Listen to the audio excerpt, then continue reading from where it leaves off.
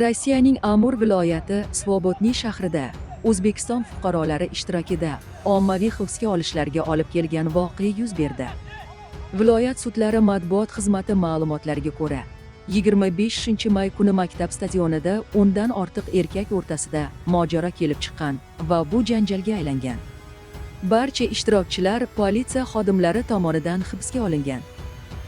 Sud muhokamasidan so'ng Svobodnoy shahar sudi O'zbekistonning 11 fuqarosini ma'muriy huquqbuzarlik to'g'risidagi modda kichik bezorilik bo'yicha aybdor deb topdi.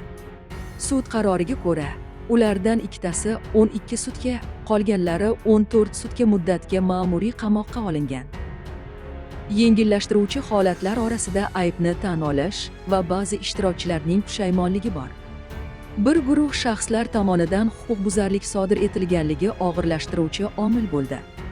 Mojaroning sabablari rasman oshkor etilmagan, ammo dastlabki ma'lumotlarga ko'ra, bu shaxsiy kelishmovchiliklar haqida.